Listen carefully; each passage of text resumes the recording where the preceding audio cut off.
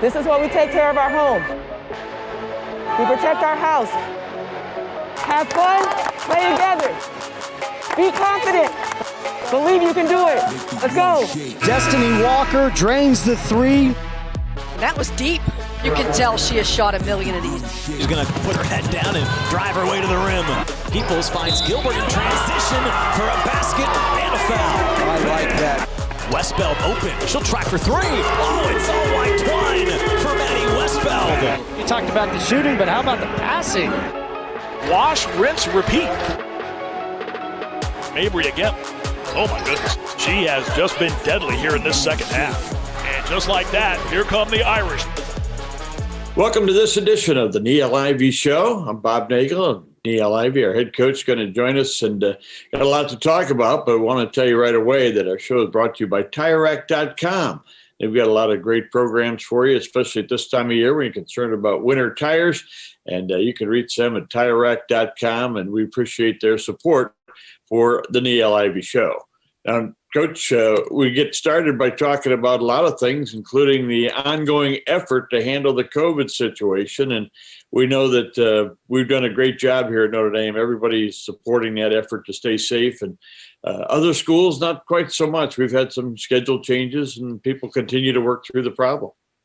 Yeah, it's just a situation that we've all coaches and programs have had to navigate through, this entire year. So we have to stay flexible as coaches. You never know what's going to happen. I'm basically reading my emails and text messages every morning to see our status. And like you said, luckily we've had, we've been healthy. I really trust what our medical team has put together. They've done a phenomenal job. I'm very grateful to have so much great support and the team just making a sacrifice, being in our little bubble. So I'm very fortunate that, we've been healthy and just praying for continued health as we try to, finish the rest of the season. Well, you remember in years past, getting ready for an opponent was looking at video and making a game plan, and now it has to do with travel and who's going to stay where. And it's just a whole different dynamic. But as I said, everybody's handled it pretty well here. Yeah, absolutely. It's definitely something different to navigate through. Getting tested 3 times a week. We're pretty much waiting for those results before we can decide if we travel or if we're playing, and vice versa with our opponents. So it's definitely something that we've had to navigate through. But again, I have a great medical team, so I'm very fortunate. Well, everybody's got to be careful. That's the number one rule. We're going to take a break. When we come back, we'll continue our talk with Coach Ivey, and we'll do our breakdown segment where we talk about the games the Irish have been involved with and what's ahead. And we'll do that right after this message from TireRack.com. And welcome back to the Niele Ivey Show, brought to you by TireRack.com. And again, they invite you to go online at TireRack.com, find out how you can have a special operation, special deal for tires. And it's the way tire buying should be, at TireRack.com. And this segment of our show is what we like to call the game breakdown segment. And it's brought to you by Meijer. And, Coach, this is where we get a chance to kind of review what's happened. And last time we met, we had played a few games, and we're looking forward to a good stretch and a tough stretch. And it started off with a nice win against Virginia Tech. The Irish won 84-78, and that is a team with some talent. And we got to see Elizabeth Kitley have a great game for Virginia Tech with 25 points, but we had a pretty good performance, good balance with Madison Westbeld having 26 points, and Sam Brunell had 19, and pretty good balance by the Irish in that game. Yeah, I thought it was a great team effort, and Virginia Tech is an incredible team, well coached, and we had a tough opponent, like you said, Kitley, one of the leaders in our league, and a tremendous post player, so has great post presence, and also Shepard, their guard, she's an outstanding scorer. So that was a game and also, it's just kind of a emotional game for Dara, a place that she had just transferred from. So we wanted to make sure that we were focused and ready, and defensively, that was an area that I wanted us to get a lot better at that game, following the loss from Georgia Tech. And I felt like we really followed the game plan. I felt like their defensive effort was on point. We tried a bunch of different things defensively with those 2 scores, and I felt like it worked. Got to mention Anaya Peoples in that game. She had an outstanding effort with 15 points, but she had 8 rebounds and 3 assists. And she is that kind of a player that on a given night can give you a lot of good numbers. Absolutely. She had an outstanding game. We went to her almost every possession in the fourth quarter. She was clutch for us. And I felt like she really stepped up that game.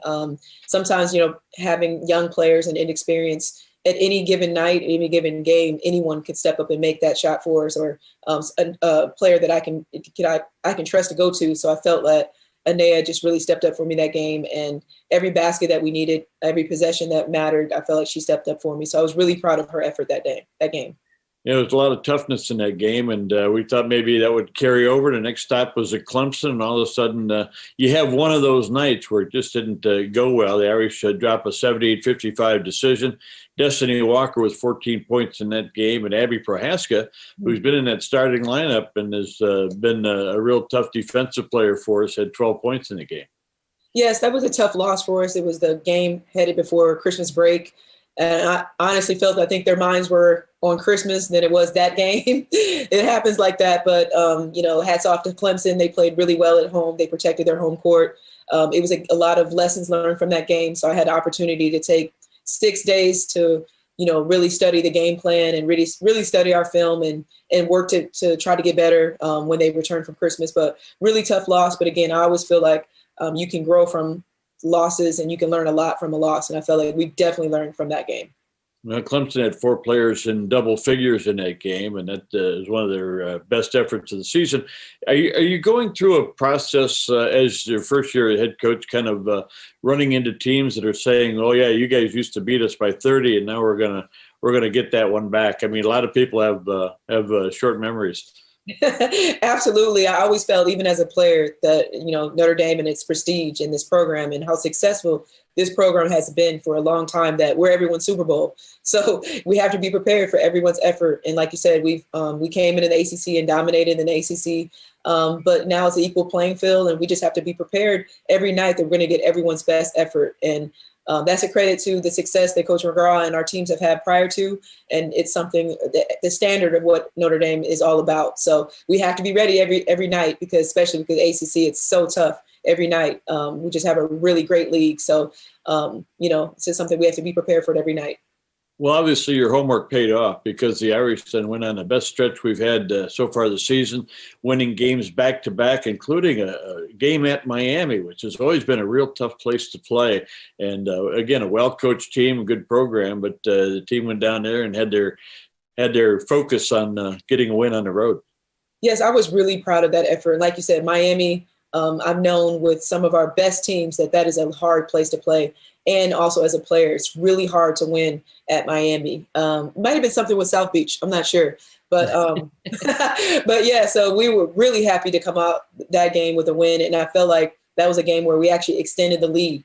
I think we were up by maybe double digits. I can't remember what the final score was, but I thought it was a very well-rounded game, very well-rounded effort. I feel like everybody, we contributed in that game. So that was a really great road win for us, and also it helped us build a little bit more confidence, and I could tell we're growing a little bit better together. Now, 71-60 was the final score, and the lead was a little bit bigger at times, but Destiny Walker had 17 points in that game, and so did Dara Mabry, and we also had Madison Westbeld with 15, and Sam Brunell had 13, so that was the kind of balance that you were looking for. Yeah, and I was really happy with Destiny's effort coming off the bench. I think she ignited us with her defense. She got out in the passing lanes, got a couple of steals. We got some baskets easy in transition, and I really felt like that really kind of ignited the entire group, the entire team. Miami always has a lot of athleticism, and I felt like we really battled on the boards. And like you said, we had a really great production offensively from a lot of different key players on the team. Well, you shot 8 out of 17 from three-point range, too. That always helps. And the Irish did a good job, over 45% for the entire ball game in that win. And then you get a chance to come home. And after losing a game earlier in the season to Georgia Tech, again, a big focus about getting that one back and continuing with the second win in a row. And, well, I tell you what, you have a tough squad, because in the second half especially, they really put their heads and minds to it, and got down in the trenches there and rebounded and played defense and got it done. Right. And I was really happy for that game, because we just played Georgia Tech, a week and a half prior to. So we were very familiar with that team. And I feel like those two posts, Hermosa and Kubai, are some of the toughest posts in the league. We knew defensively rebounding was going to be a key for us, to win that game. And I felt like, we went down 8 or 9. We fought back in the second half, and I felt like we kind of turned the table. And I feel like we really grew collectively as far as competing and not giving up. And so that was great to see the growth. And again, I'm big on celebrating the small victories. And for that game, we won 2 back-to-back, 2 in a row. So that was huge for us in the growth of the process of this team. Well, it was good to get that one back from Georgia Tech. And Dara Mabry was 16 points leading the way for the Irish. She also had 3 rebounds and 3 assists in the game. Destiny Walker had 15, and then Maddie and Anaya each had 11 points. And again, took advantage of what they were willing to give you. And when you get open for a 3-pointer and you knock it down, it sure makes the scoreboard go a lot quicker. But I thought the defense was just really good, especially the effort of Abby Prohaska again, getting in people's faces and taking their game away. Yeah, she's definitely like our Hannah Huffman, the glue player. She does all the little things. She's the toughest. She's the hardest worker. She's the first one in the gym working on her game. She's going to take a charge. She's going to do all the dirty work. She does a lot of things that may not show up on the stat sheet. So really proud of how she's developed this year and what she brings. Toughness is some things that you can't really, it's an intangible that you just have to have. And she brings that for us. That's a good comparison with Hannah Huffman. She could come in and turn somebody else's leading scorer around in a hurry, and that's kind of what we're getting out of Abby. Now, the next stop on the learning curve was kind of a tough one for the Irish. That was a game at Boston College, and 64-61 the final score. It just was such a tough loss because you got in a situation where you're up 14 with about 4 minutes left to go in the game, and you can never take the foot off the gas, and we had some turnovers and things got away from us at the end. Yes, I felt like Boston College did a great job of continuing to fight, and I felt like their defense really bothered us in that fourth quarter. We couldn't find a way to really, seal that game, and I feel like being a player, understanding the dynamic of that situation, you can't, play not to lose. You have to always play to win for 40 minutes, and I felt like we had 35 great minutes, and then unfortunately those last 5 minutes we let it slip away. But credit to Boston College, their defense. Fortunately, we have them again in a week, so hopefully we learn that lesson. Sometimes some lessons you have to go through the experience of it to learn it. So I definitely feel like that's something that we're going to remember for a while.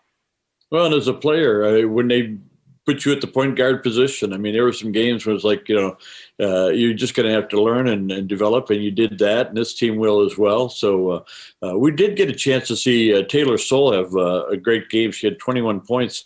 It seems like everybody we play, somebody has the game of the week, and they wind up being the player of the week or the rookie of the week against us. But everybody, as you said, they love playing Notre Dame. Yeah, I feel like I should get some type of award for allowing people to have those type of awards after they play us. But hopefully we don't do that anymore. Well, then after a game like that, you can't wait to get back on the floor, and we run into the COVID-19 issue with Syracuse and Pittsburgh both having to cancel the game, and so the ACC has worked well with us, moving up the Wake Forest game, which is good. We get a chance to play Thursday against Wake Forest, but again, you used to have breakdowns weeks in advance. Okay, here's our game plan we got together for Syracuse. Here's what we have for Pittsburgh, and those files get closed, and you got to all of a sudden adjust to Wake Forest. Yes, my staff's doing a great job of navigating around those type of issues. Just being ready on the fly for a team that they've been scouting for, that got canceled, and then adding a team. So I'm really pleased with my staff being, aware and ready for whatever each day brings. You just never know.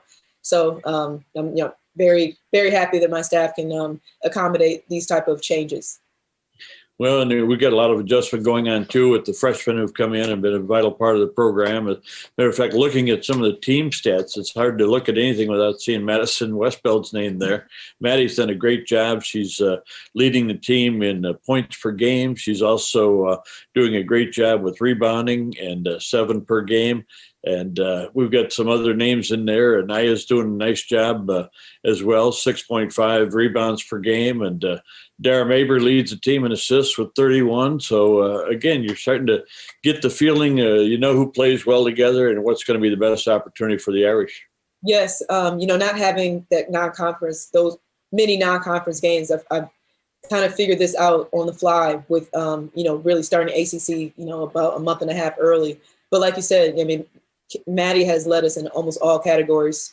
Pretty phenomenal for a freshman to be leading us in both scoring and rebounding and minutes played. She's come in ready, college body, right from the moment she stepped on the campus.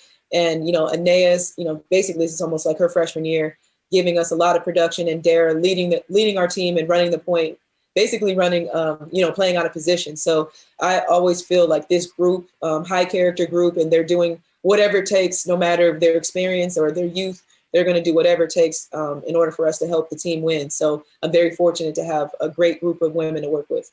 Yeah, one of the great team stats that's going on, too, is the three-point shooting as a team, 37%, pretty solid, especially when, again, you have the young players coming in doing that. But, boy, if they leave Maddie Westbeld open or if they leave Dara open, that's a mistake.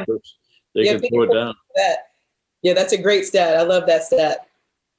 Well, you used to be the premier three-point shooter, too, I think. There's some girl named Alicia retired. Alicia retired, maybe. Wasn't bad either. Shooters I've ever seen.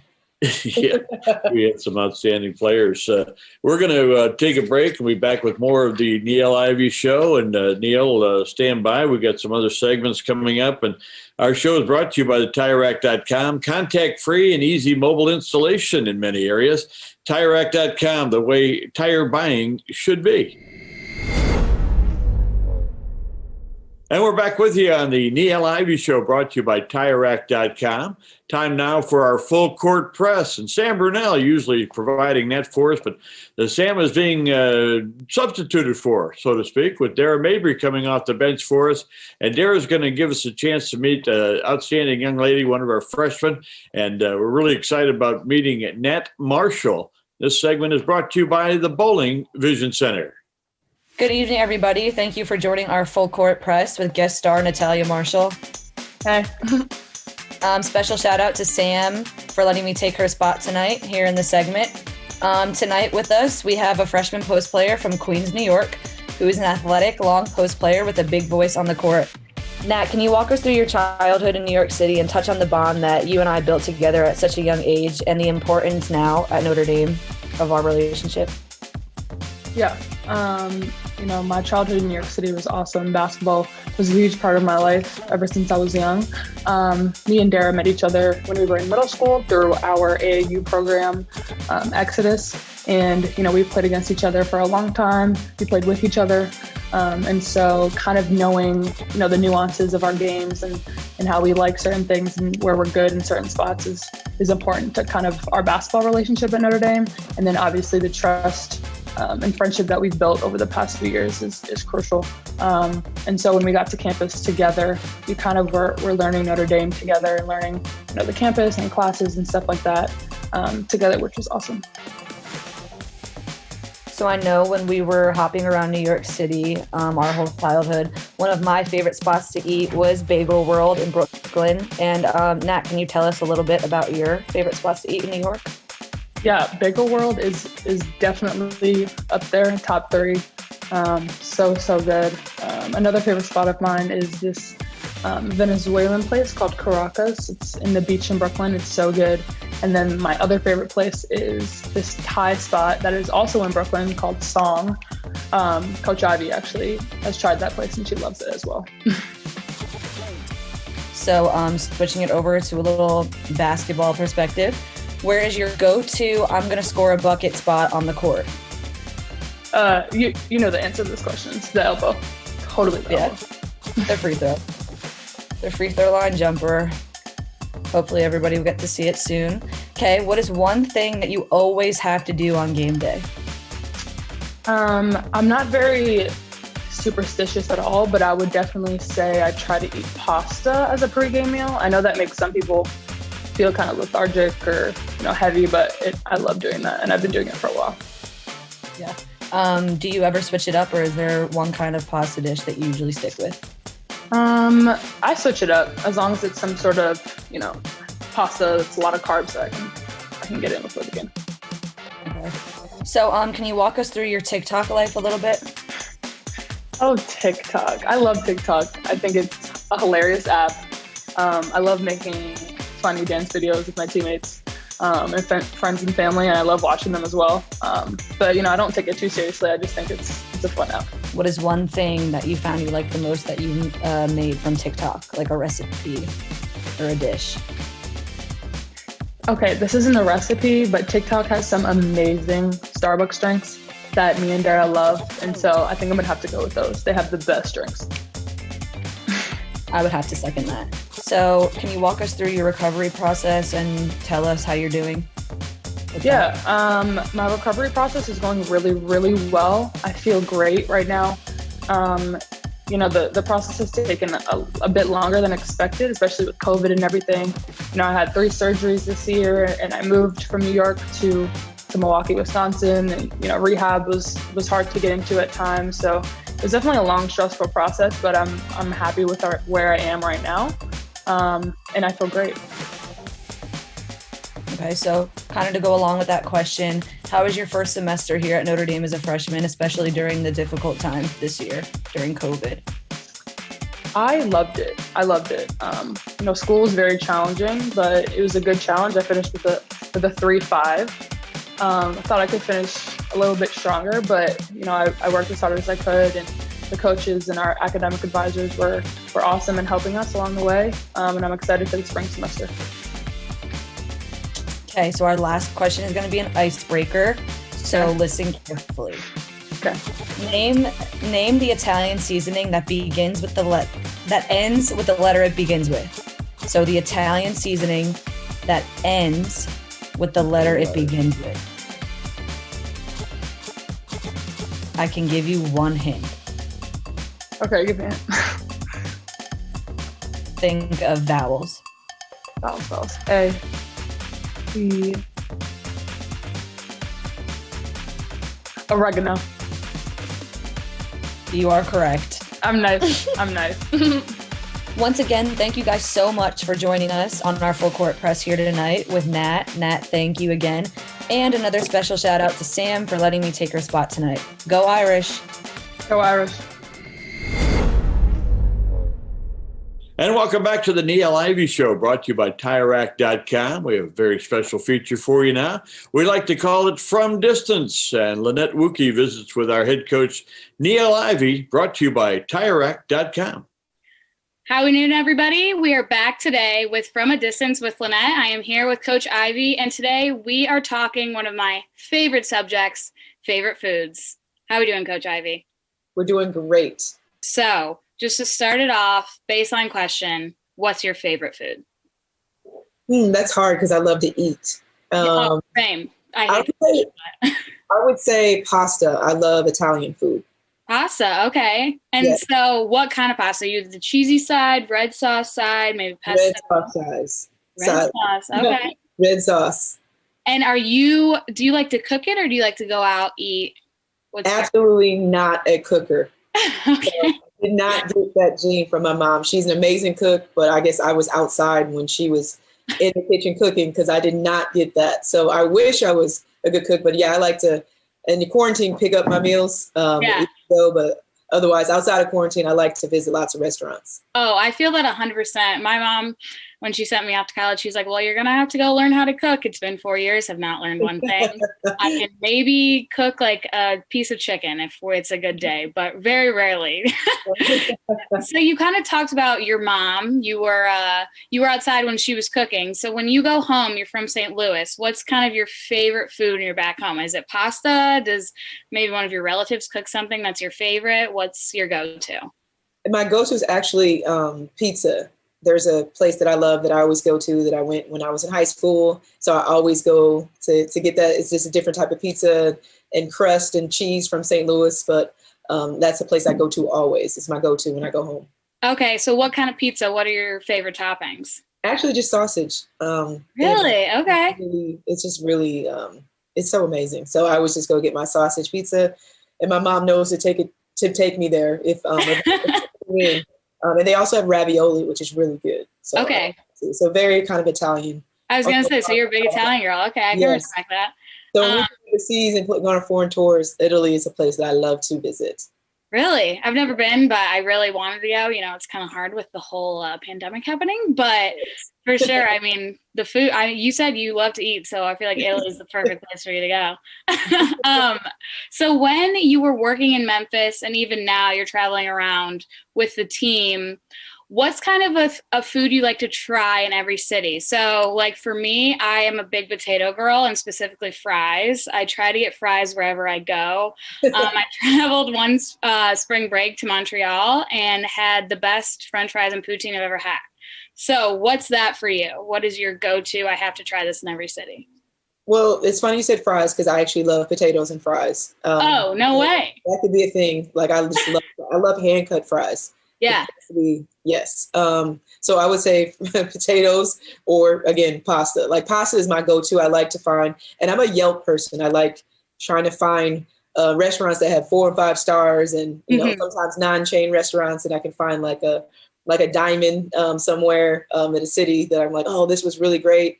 I like trying different restaurants, but for pasta for sure. So you read the Yelps? Should we be looking out for your Yelp reviews as well? I would love to help people. I have my own Yelp, but yeah, I'm always like, even in South Bend, like where are some other spots? Even when I came back to South Bend, I'm like, there's some new restaurants in town. So I'm like always trying to find and read reviews and like, oh, somebody said that this was really good. So yeah, I like to use it. It's very informative for me. Absolutely. Yeah. I mean, I won't go anywhere if there's not a good review. So I feel that way. I feel that way 100%. So when you are in South Bend, you kind of talked about, the good, maybe bad reviews you've left. What do you like to eat before a game? Like what's kind of your go-to pregame meal, whether you say you don't cook, but whether you are making it on the fly or kind of like going out, what are you trying to eat to get ready for a game?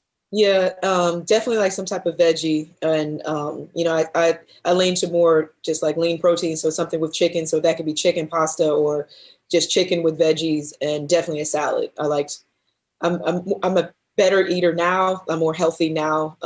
And just because I'm not working out as much, but as a player, I could eat anything, but I like just chicken with anything and veggies.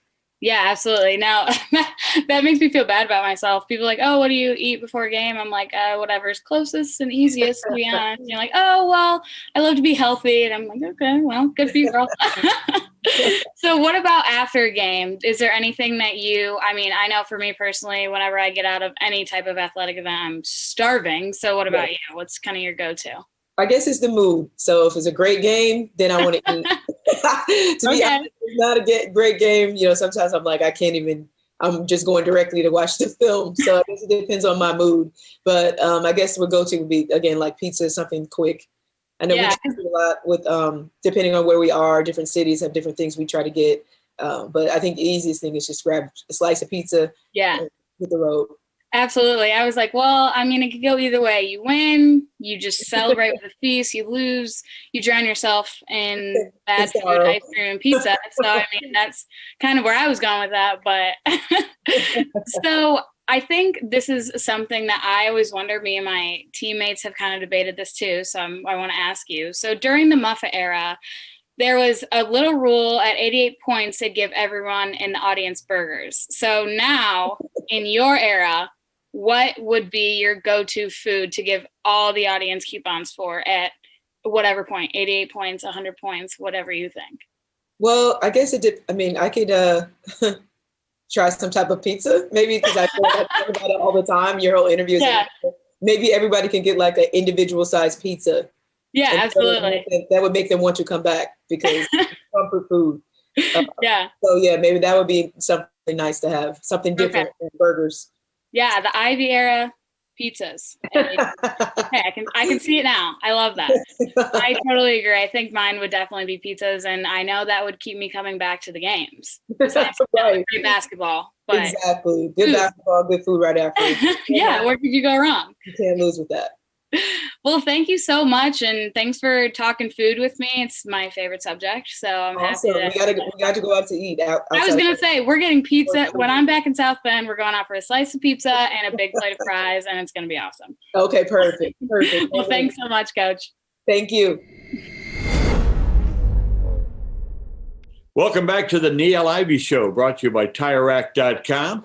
Time for our feature that we have in every one of our shows called Catching Up, and it's a chance for Coach Ivey to visit with a former member of the team or the program here at Notre Dame. And this is a wonderful opportunity to visit with Arike Ogunbowale, the all-time leading scorer at Notre Dame. Welcome back to my show. This segment now, we have Catching Up with Coach Ivey, and I have one of my favorites on the show, our leading scorer, Arike Ogunbowale. Welcome. Thank you. Thanks for having me. First off, let us know how you're doing. I'm good. I head back to Russia to finish the overseas season, so I had a good break, was able to come home for Christmas break, but I'm good. How was overseas this year? It's good. It's cold, but I mean, I'm in the Euro League now. Last year I was in the Euro Cup in my first year, so I'm in Euro League, and Russian League is tough too. So the competition is really good. So I've been enjoying it. Great. Well, you've been killing it as you have in the WNBA. Not surprised at all. I felt like recruiting you. You came in with a college body, so I knew going into the NBA or WNBA, excuse me. I said a little bit. You actually could probably play in the NBA, but the WNBA, it was going to be an easy transition for you because of the way that you play. I want to first start off with my merch, my gear. So I want to acknowledge this sweatshirt. So show on the back. So how about you? Show on the back. Yeah, you talk about what I have on right now. So you have on the black Arike hoodie with the little skeleton basketball on the back, red, and then the AO in the front. It's fire. And she got the slick ponytail to the side, the whole look. Yeah, I had to come through with the merch. It took me, fans, everyone, if you want to get this sweatshirt, depending on the timing, this is not something that's in stock a lot. So make sure after this radio show, you go out and get it's actually really warm. I got my son it for this sweatshirt for Christmas. So make sure you guys go out and support Arike. I just loved it. And it's awesome for me to see you expand outside of just basketball. You have your own brand. You're making so many moves off the court. You're a powerhouse. So many levels of your success has just been amazing to watch. So how do you feel about being a strong female presence on and off the floor? Yeah, well, I think that's important, especially going to Notre Dame and, everything you and Coach McGraw and all the other coaches harped on to us every single day about, being strong, independent women and, taking care of things like that and standing up for women and, doing things out in the world. Because obviously men, they get all the jobs, they get all the praise. But, like I said, we're strong women. We can do the same thing. So that's definitely what's important. And you guys instilled that in me for 4 years. So now I just, I embody that. And that's how I, move in my life. So. Thanks to you guys. My favorite. Love it. So let's talk about you as a recruit. I will never forget this. I walked in the office. And this is around time where we weren't really using FaceTime. So I'm walking and I see a FaceTime call from you. And I look down, my heart starts beating really fast. I don't think I've ever told you that story. And I was like, oh my gosh, Arike's FaceTiming you. What is FaceTiming? I'm like, what does that mean? So then I run into Coach Monroe's office. I open it up. You have a Notre Dame hat on. Your parents have Notre Dame hats and sweatshirts on. And you were like, Coach, I just want to call and tell you, I'm coming to Notre Dame. So that was so huge. And I will never forget, that was the first time I'd ever been FaceTimed for a recruit to say yes. So why Notre Dame? Why Notre Dame? And you guys really had everything that I needed. Both of my parents, they work in education. So my dad was a principal, my mom's a teacher. So education was definitely important. Like, obviously I could have went anywhere for basketball, but not a lot of schools have, the best of both worlds. So Notre Dame was always high on the list. And then basketball every year, top 5, top 25, whatever. They're always in the top. They always have TV games. Like, I see Notre Dame a lot, and it's just a great school. Like, that faith is still instilled there. Like, Notre Dame really has everything that you need. So it was it wasn't really even a hard choice. And, when I went on my visit, I kind of knew. And then he says that now, Irish fans. I was on the edge of my seat every night, driving to Milwaukee, 3 a.m, coming back home, barely making it back home. You guys were always at my game. You guys really put in the effort. I was like, I would always see either you, CO, Beth, Coach McGraw. Like, you guys were at the games a lot and showing love. So, I knew you guys wanted me, and it felt like it was home even before I went there. So easy choice. All right. So walk me through your freshman year, because I know that was hard. And sometimes I know. Just talk about your transition freshman year to sophomore year, and when you really, I don't know, kind of blossom. Because when people look at you, when people see Skylar's, Enrique's, Brianna Turner, all these people, they think that it just happens overnight and it's an easy road, but it's not. It's a journey. It is a journey. It's hard. So talk about the adversity you had to go through and how you battled through that and became the star that you are.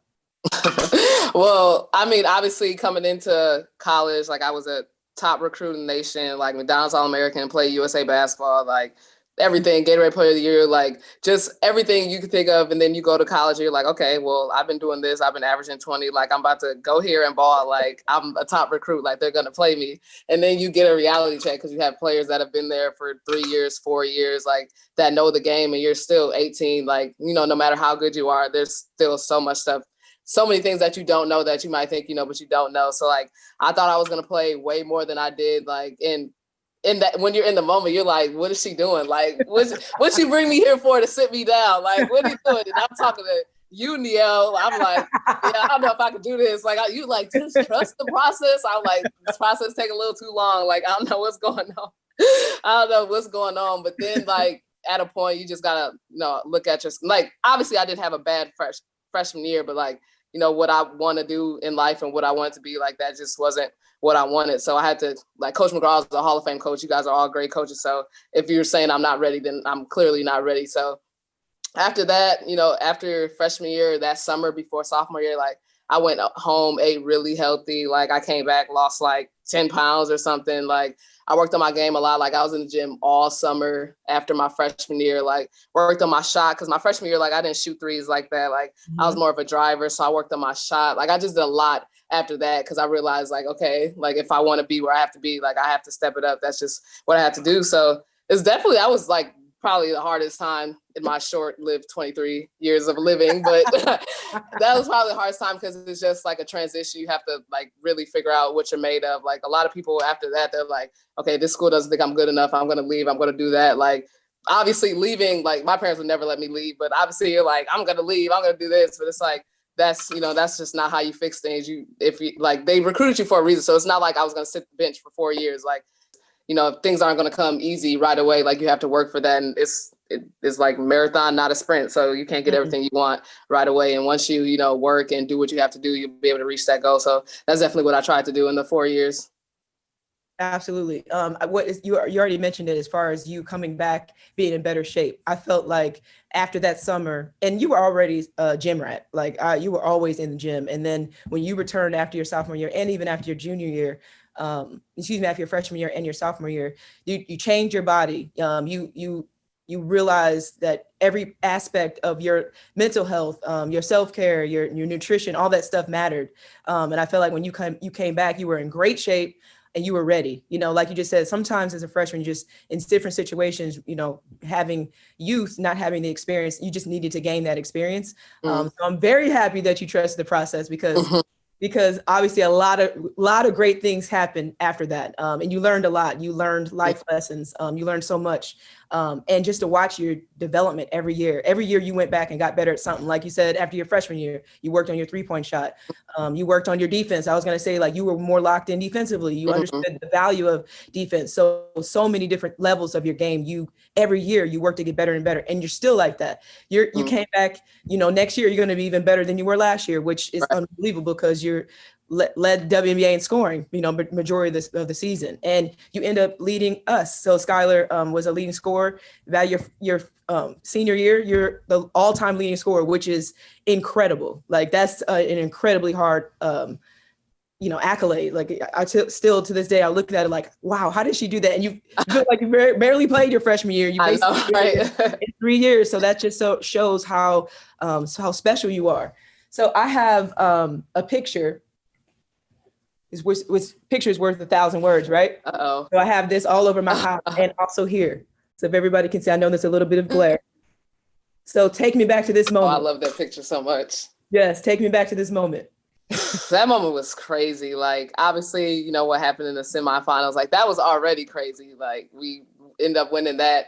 But then like the national championship, like I couldn't even believe it was real. Like it was just, it was crazy. But obviously that moment was the biggest thing. But, even the fact that we got to the national championship in the first place, like we had, was it 3 or 4 ACL tears, like all of that. And 4 ACL tears. We really played about 6 people. Like we were all tired. But I mean, to get to that point, like we just had to stick together, and that just made it, special that this happened. Like I would understand like a year, you went undefeated, you win the national championship, like you're supposed to do that. But I mean, we lost a couple games we were supposed to win, and then we only had 6 players. Like it just felt like we climbed the top of Mount Everest. Like that was just the longest, hardest season ever. So it was just amazing. Most rewarding. To that point. Yeah, right. Really it was rewarding. Just amazing to get to that point after, everything we went through that season. So I'm trying to get in the psyche of somebody like you. You are a clutch player. The game before the national championship game, you hit another buzzer beater versus UConn. And then you come back and hit another, which was probably the most watched Final Four in the history of men or women basketball, the most exciting. Everyone tells me that. All my, friends on the men's side always say like that Final Four was the most exciting Final Four.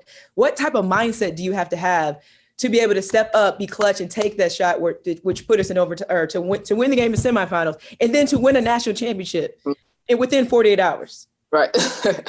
I mean, you just have to really trust yourself. Like it's all about confidence in yourself. And like, I think before anybody, like I always say, whether it's true or not, anytime I'm about to step on the court and play somebody, I think I'm the best person in the gym. And like, you just have to have that type of confidence, because people can sense if you think you go out there and be like, I don't know if I can do this, or I'm hesitant. Like you can sense when somebody has fear. You can sense that. So it's like, I go out on the court every time. I'm like, okay, it doesn't matter who you put on me. Like I'm about to score. I'm about to do exactly what I want to do. Like, and like I said, it could be the best defender in the world and she might stop me, but I'm still going to try to do it the next play. So it's just having a lot of confidence in yourself, but also, proving to your teammates and your coaches that you're somebody that can be trusted. So obviously coach wouldn't draw up a play for me to shoot if she didn't believe that I can make the shot, or I haven't, been reliable for her. So that's definitely important, gaining the trust of your coaches and teammates, and then just having confidence in yourself that you can make the shot. Absolutely. So what was after that, so many things, your world just expanded. Yeah. You turned into a celebrity. Not it was overnight celebrity, because we all knew you were a celebrity. But after that moment, you did Dancing with the Stars, met your idol, Kobe Bryant, so what was like the biggest, well, I've just said it right, Kobe Bryant. What was the biggest, because you did so many things, the ESPYs, like what was the biggest moment of following that incredible moment? Probably the whole team being at the ESPYs. Like and we had a lot of walk-ons that year too. So like them just being able to experience all of that and experience it with us and the coaches, like, and obviously teams fall apart every year and, people graduate or people leave. So like just being able to be in that moment and share everything together at the ESPYs, like we're getting treated, top notch in the best hotels, all that stuff. So it was super fun being able to, be with the team. But like individually, obviously, like national championship is number one, but then like you said, beating Kobe, I watched him growing up. He's my favorite player ever. So, people, when you look up to somebody, you actually be able to meet him and then like actually form a relationship with him. Like never in my life that I think me and Kobe would be texting or, doing that stuff. So that was definitely like really cool in my life. That's awesome. So amazing. And I was just blessed to be a part of your journey, Oh yeah. We went to the Ella show together, y'all. Yeah, that was fun. I think relationships are big. I'm a relationship person, as you know. And I'm that way as a head coach. Maybe not as close, because it's different when you're a head coach. They don't talk to me as much, which makes me sad. But talk about the relationship that we had, or that our connection, and how important that is, just as player-coach relationship.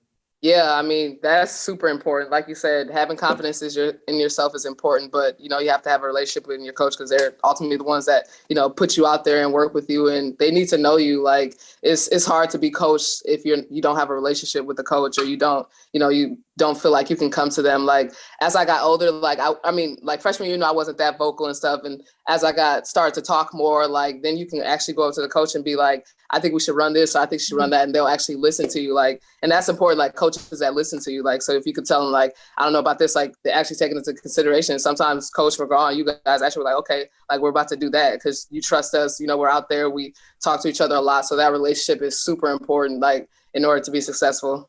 Absolutely. I would say so many things about your game, and so many things that I loved first of all, I used to call you instant offense because you come in the game. If you're freshman year, you score 11 points in like 2 minutes. I've never seen anybody run, and I'm big on transition and pace. The offense that I run now, I'm like, you would average about like 30 points in the first half. Yeah. With the type of pace if you coached me, I would. You're so great in transition, like the best I've ever seen. But I was really impressed by your IQ. I felt like, obviously, the game basketball. You've been a star and dominated every league and ever since you started playing the game. But I watched your development with your IQ, like you just said, like you talked about how you could start coming and saying, hey, Niele, hey, coach, I feel like we can run over the top, or I feel like I can beat her back door or whatever. Like to see that evolution of your IQ was one of the most fulfilling things for me outside of you stepping up and being clutch and stars make plays on big stages. And so to see you blossom into that star that everyone that turned into be a household name was just the most rewarding part for me, just to see and to feel like, like this is, everybody in my group, y'all like my children, like y'all like my, so I'm like proud mama outside of your own, parents, like to see you guys shine in that way.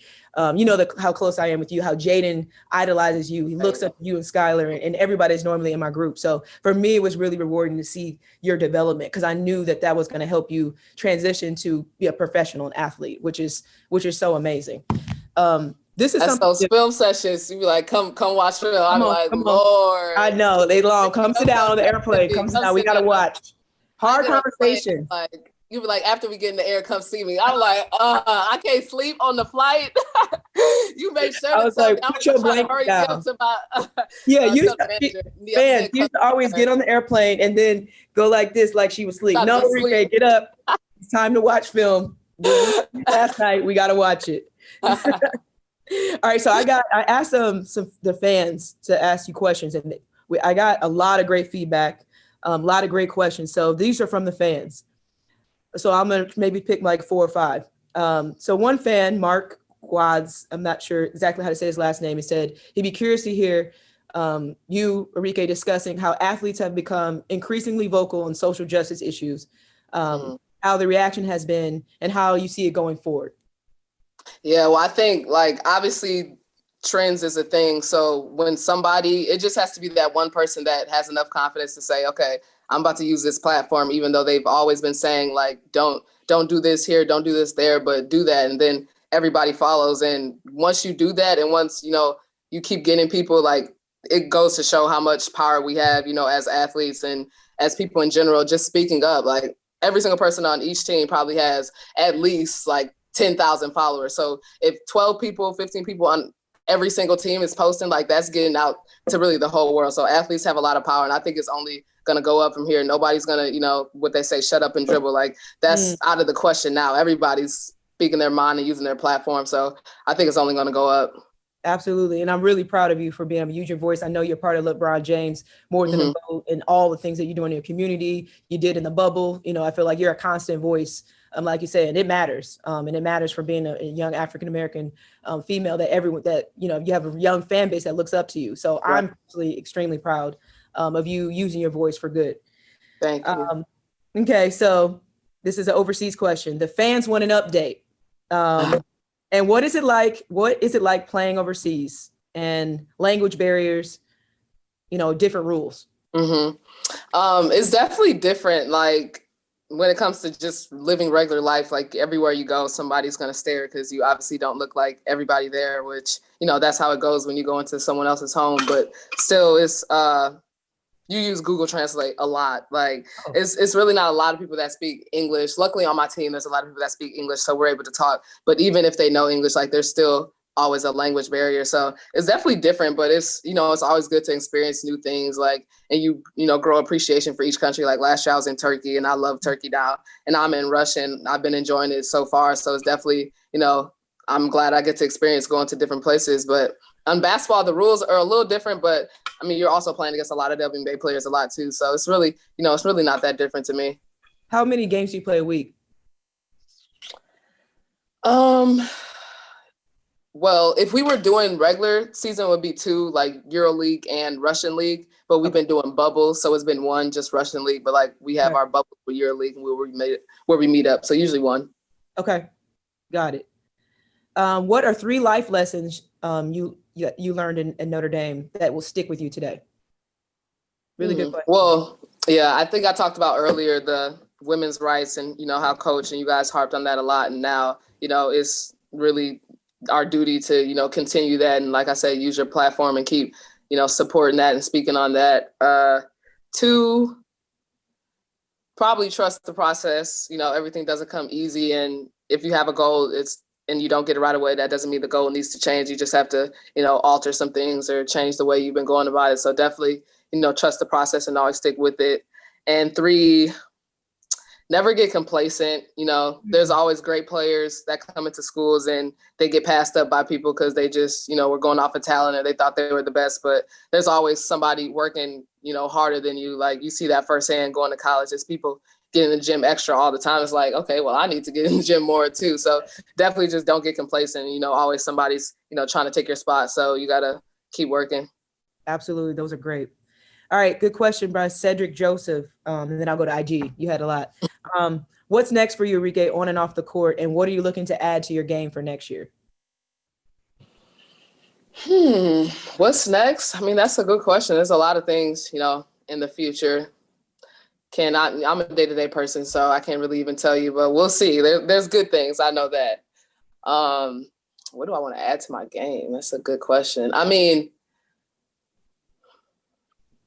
probably just getting sharper at the 3, sharper with, finding teammates out of the trap. That's always, always tough because you're playing against, the greatest players, women players in the WNBA, and they know how to, Gave me a flashback. That just gave me a flashback when we were working on getting trapped. Something else. And you would just dribble, Marina. Yeah, I'm like, Marina, come get the ball. That's a good one to add because people are going to start. You get everyone's best defender, and they're going to start trapping you. So that's a good one to add. I'm gonna have to send you some film. Yeah, right. And just obviously still working on moving without the ball, but we'll get better at that. No, your game is just amazing. So this one you might have already answered my questions earlier, but this is from IG. So great questions, and thank you, Twitter Irish fans, for your questions. Now I'm on IG. It says, throughout your basketball career, what has been the hardest challenge you had to face? Probably my freshman year. Yeah. So we already answered that, but it was a really good question. You're gonna crack up when I tell you that your best friend reached out. IG. Oh, of course. I don't know. What is she talking about? And I might have to censor this for my fans. She said, ask her why she's so irritating. Okay, well, probably because the coaches decided to both recruit us to this school, and I was stuck. We didn't even like each other freshman year. Now, she was really irritated freshman year. But then when we found out we didn't have to sub in for each other and we both about to start sophomore year, we became best friends. Marina Mabry, if no one understands, this is Marina Mabry, her best friend, asking her hilarious questions.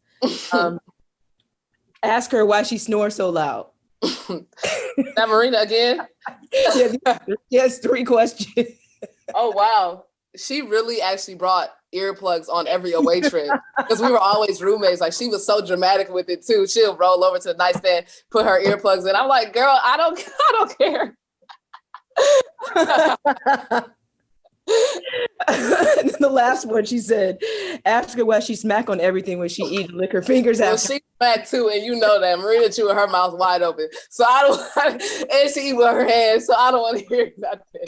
I love that. Another fan asked, what was it like her joining the Wings? Oh, that was wonderful because, I mean, I've only been in the WNBA for 1 year, so I played with her for 4, so she knows me better than, any player on my team. And, she knows my spot. She can handle the ball. She can shoot. Like, she takes a lot of pressure off me too. So I was super happy when that was announced. And plus, obviously, we lived together for 2 years. Like, we've been together. Like, now we're in the same city, so it's perfect. Yes. So Marina gave us a little bit of comedy. Okay, well, everything that you've really caught up with is just amazing. So they asked all the really great questions. So I just have a rapid fire. So what I think some of your fans might want to know. Okay, favorite pregame food or pregame meal? Pasta. Favorite song? Anything Lil Durk. Lil Durk? You put me on a Lil Baby, let's let you know that. And then Ja, also put me on the Lil Baby. And I'm like, that's who Enrique was playing back in the day. And Job loves Lil Baby, so I knew about that. So Lil Durk. Favorite movie? I guess it's supposed to be rapid fire. I don't know. Probably I Am Legend. I Am Legend. Favorite book? You know, I don't read books like that. Student athletes. Yeah. Well, but the book reading, I just got Spark Notes. What'd you say? I said I just hop on Spark Notes. Oh, I got you. So tell the fans what you majored in? Business management consulting. Yeah. Extremely smart. So I would just like to say that the reason why I have you on my show is because I adore you. I am so proud of you. I'm so proud of the woman that you've become, the brand that you've become, the powerful businesswoman that you've become outside of your accolades. You know, like I said, watching you come in as this chubby little athlete, chubby 19-year-old, to see you blossom into the woman that you are now. And also for you to, you know, of course, as a coach and as a former player, you always want the people that you recruit to come in and make the program better than you left it. And I feel like you did that. You know, we honor your legacy. I honor you. And I'm just really proud of you and just happy to have you on to see your smiling face. You know, I miss you so much, but it's always a joy to me to watch your highlights and just watch you know, just impact the world in a positive way, the way that you're impacting the world. So don't ever stop, always be who you are. And like you said earlier, your confidence, a lot of people don't have that. Right. What you have as far as your confidence in yourself, where you step on the floor, you walk in a conference room with a room full of men or whatever, and you're going to stand tall and proud. And that's very powerful. So I'm hoping that when people watch this, they can see that's what separates you from other people. That's what makes you different. And I'm just proud of you. Thank you so much, Niele. That just made me feel great. And of course, I appreciate you and everything you've done for me and still do for me. I always text you. Yeah. Always still. It's been 2 years since I've been at the school. So, you know, I appreciate you so much. Of course. Love you, love you, love you. Safe travels, go kill overseas. And, you know, we'll all be Irish fans. We'll all be following and supporting you. And this summer. Okay. Thank you. Good luck with the rest of the season. I'm tuned in. Bye. And welcome back to the Niele Ivey Show, brought to you by TireRack.com. They invite you to visit their website and find out the best way for you to buy tires. It's the way tire buying should be. And this is our segment known as our Look Ahead, and it's brought to you by West Bend. And Niele, when we look ahead, obviously the first thing we're looking at is the game Thursday against Wake Forest. And what do we know about the Demon Deacons? Yes, they just came off of a great victory versus Boston College, so gonna have the chance tonight to watch that game. You know, they're one of their best players, Raka. She's leading them in scoring. You know, very, very talented young lady. So we have our hands full as we do every night. I always feel that, you know, ACC, every opponent is going to be a tough opponent. Just happy to be at home, hoping to be able to grow on Thursday, have a chance to bounce back from our loss on Thursday. So, you know, really excited to be home and have a homestand to have a game on Thursday and Sunday. So looking forward to it. And Coach, a big road trip coming up for you, a couple of tough opponents. You got to take on Virginia Tech on the road, and that's always an adventure to go down to Blacksburg, Virginia. And then you've got North Carolina on the road as well. And they've got a new coach. They've got a new system going on, so some challenges in both those stops. Absolutely. You know, it's always tough to get a win in ACC, and especially on the road. Second time playing Virginia Tech, so I know that they'll be ready. They'll want a Virginia revenge game, and then also emotional return for Dara. So we have to be locked in, focus on that game. And then a swing trip. So we're staying out and going down to North Carolina. Like you said, you know, Courtney Banghart, she's a great coach, new system, great freshman incoming freshman class. So that's going to be tough on the road as well. So I just want to see us grow and improve defensively and set the tone and, you know, see what happens. But really looking for us to play, to continue to gel together and build really good chemistry together in both those road games. Coach, you had some new players step up. You've got some interesting dynamics going on, trying to figure out who plays well together. I got to ask you quickly about the injury situation. Sam Brunell took a shot to the noggin, and hopefully she'll be ready to go. And we're also waiting for Caitlin Gilbert to get back on the floor. Right. Caitlin's Gilbert, she's still battling her foot injury, so that's going to be day to day. And also with Sam, unfortunately, she got hit in her nose. And those type of situations is basically just day to day. They've had a couple days off, so we're hoping we start back practice this week that she'll be able to join us. But again, I'll leave that to one of the best trainers in the country. So they'll let me know if she's going to be able to go. Well, Ann Marquez has been our MVP many times over the years and continues to do a great job. And Niele's been great to spend some time with you and get a chance to get caught up on how the Fighting Irish are doing. And we'll get a chance to do it again in a couple of weeks. But until then, best of luck on the road. Stay healthy and go Irish. That's the theme. We just got to continue to work through this. Absolutely. Thank you so much. Always a pleasure to spend time with you, and go Irish. All righty. And the Niele Ivey Show, once again, brought to you by TireRack.com. They invite you to stop by.